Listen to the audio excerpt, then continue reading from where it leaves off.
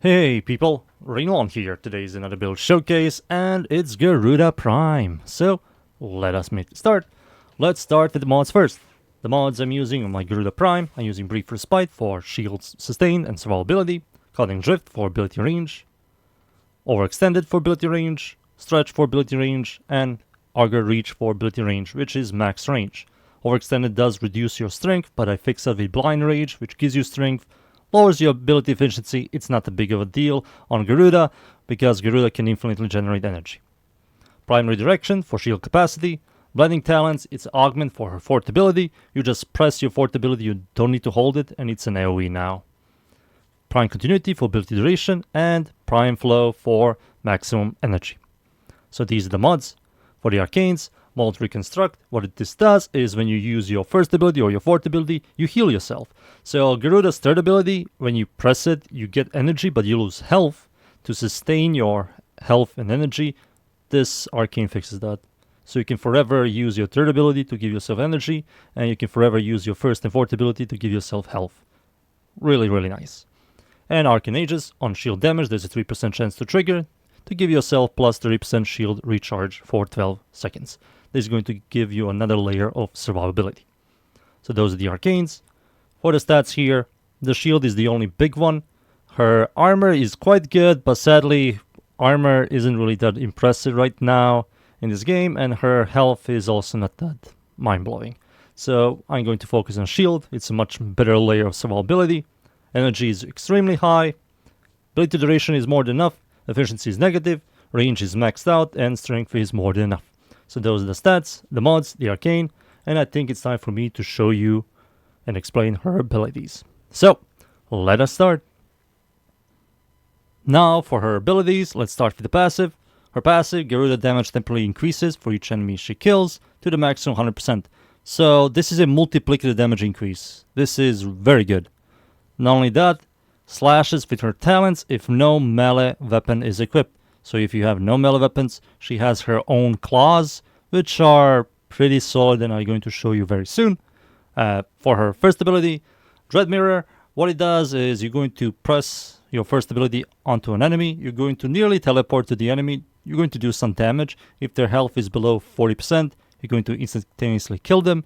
Not only that, you create a blood orb above your shield that every enemy that shoots your shield or directly at you, you're going to increase the damage to the blood orb.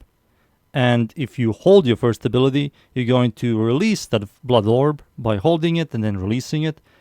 And it does some good damage. Not only that, you can also hold the first ability and it will start consuming more energy, but you're going to increase its damage more and more and more you hold it.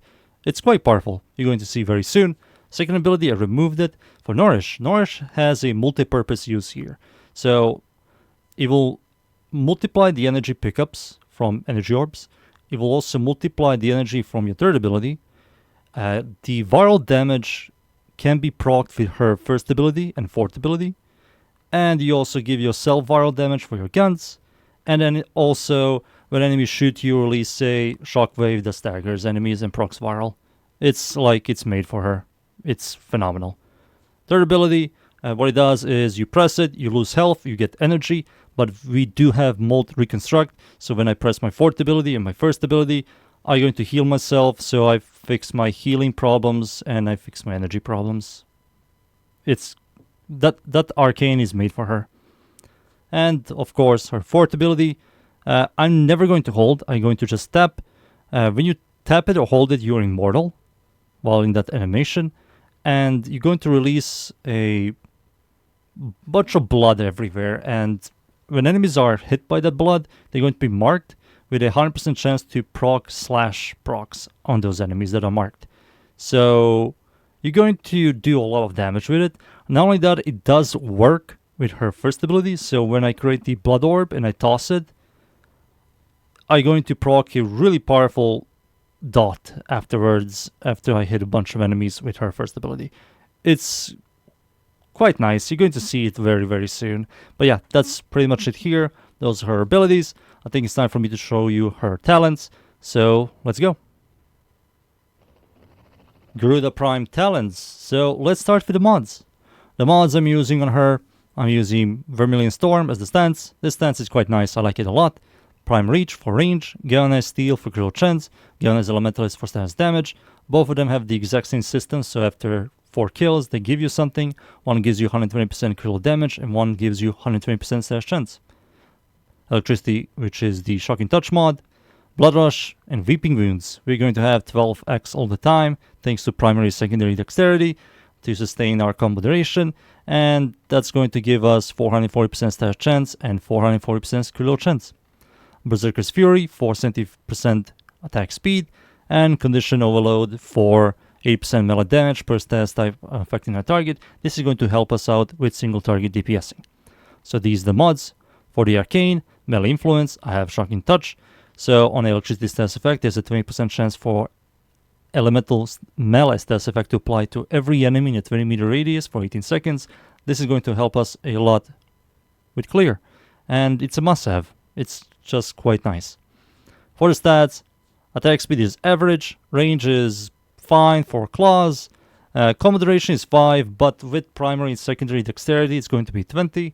Follow through is 80, which is solid. Critical chance is very good, crit multi is average, status chance isn't half bad, and total damage is slightly above average.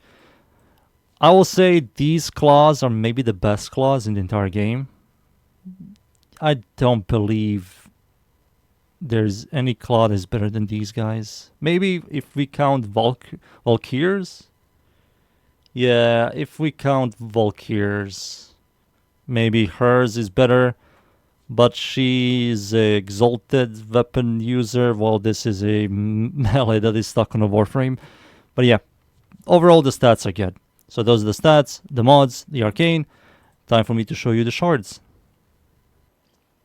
For the Shards I will highly recommend for you to go are 2 yellow cast speed Shards. This is a must-have. Her animations are very, very slow. Adding these 2 will make her 100 times more fun. For the other 3 Shards, so if you like the casting part of her, I will highly recommend for you to go Crimson Shards for ability strength, 15%. This is going to give you 45% more ability strength, which will make your abilities do more damage. Or, if you really like her claws a lot, go for Purple Shards for the gain plus 25% melee critical damage. And also, it's doubled when your energy is over 500. And her energy is over 500, so this is going to be 50% melee critical damage. If you have the Tau Forge, that's 75% melee critical damage. Yeah, it's a lot of critical damage. So if you like the claws, go for this. If you like her abilities, go for the red ones. So those are the Shards. And I think it's time for me to show you her in-game. So let us immediately start. So we are finally in. I am up against the corrupted enemies, the Void. The map is called Mod. It's a survival. Steel Path, of course. I'm going to show you her in-game. And as you can see, she's destroying everything.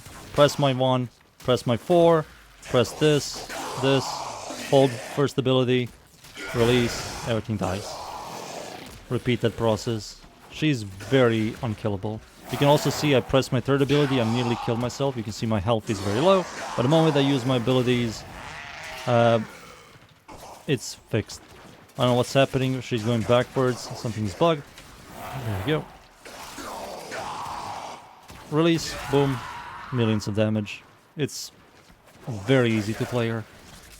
So that one Arcane that fixes her health problems, so you can spam your 3rd ability, just made her so much more fun. So much more.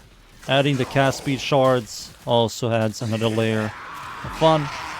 You can also see that when I use my 4th ability, I do proc viral stacks. Also my cat procs it as well, which helps me a ton for my 1st ability to do a lot of damage. Boom. Tap it. Do this. Tap it again. Hold 1st ability. Release. Everything's dead. She's a very fun caster. All of her abilities serve a purpose. I think Nourish is...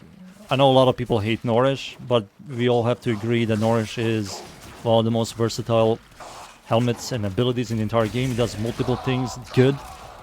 And there is a massive purpose to use Nourish on her. There's so much synergy with Nourish on her. Boom. She nukes really well. Now the Talons. So they're kind of weak right now, but once you get some stacks, they're going to annihilate. We have Influence, of course. Boom, boom. Her stash chance on the Talons are good. The critical chance is also absolutely solid. Orange already. I think she's definitely not going to do red. Let's see. Let's see, I'm kind of curious. No, there is red. I was wrong. There you go, red. Mostly orange. But yeah, you can do easily. Red. And not only that, we have Nourish, which is going to give us viral damage. So the electricity procs are going to do much more damage. We're also going to spread electricity and viral, which is going to help the electricity procs much more. So there is multi-synergy here. We can all agree that Nourish on her is really good. Oh, I need to be careful. There we go, nuke. So you can play with her claws, you can play with her. It's kind of hard for you to die with her. I do die from the Acolytes, but the ones that kill me is the one that turns off my abilities, that I can't use my abilities. He's the only one that like properly kills me. All the other ones, not really. To kill an Acolyte with her 1, you kind of have to generate a ton of blood, whatever you want to call it, the blood orb damage. Boom, boom, Nourish, toss, dead. Even if they somehow survive the AoE burst from her 1, the dot will kill them. Look at this. Boom. It's so nice. Alright, the Acolyte, come.